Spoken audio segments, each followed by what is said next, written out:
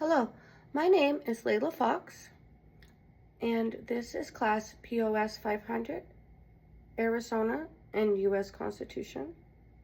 During the following video, I will discuss the topic of initiatives and referendums in Arizona.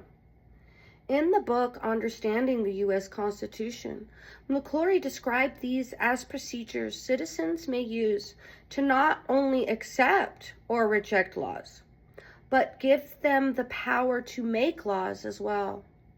Definitions of these terms are going to be explained, along with comparisons of the processes, the pros and cons of these political reforms, and how they will support the concept of direct democracy.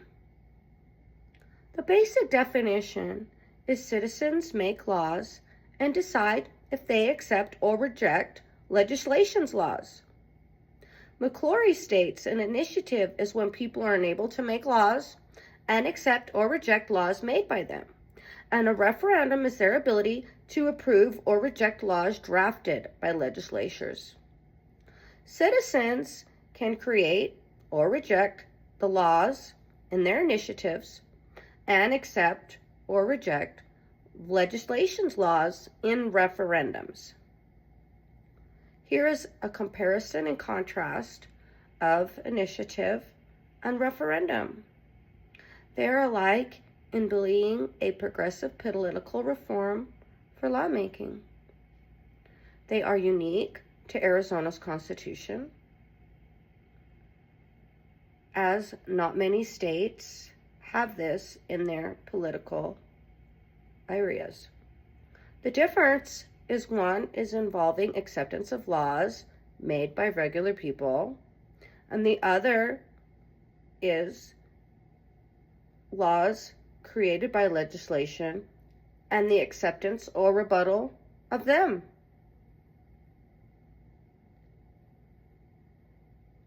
The pros and cons of each are lengthy, as described by McClory.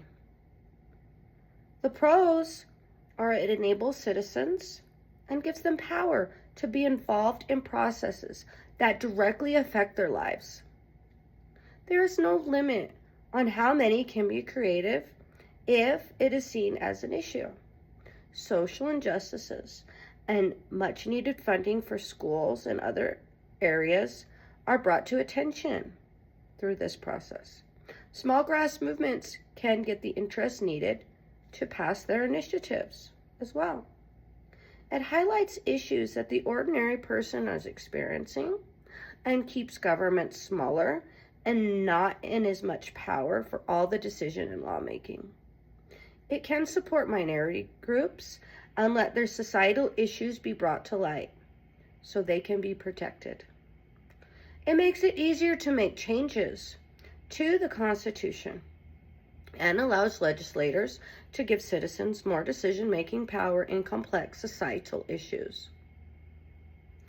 There are quite a few cons as well.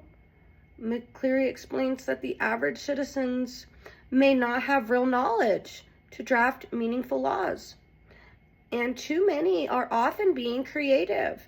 It takes a lot of time and resources and taxpayer money. There needs to be a certain amount of signatures to get laws in a ballot before it can even be brought into the legislation. Wealthy interests may dominate the ballots as they have money to promote them. Bills can be misleading, filled with hidden criteria, and may offer extreme choices.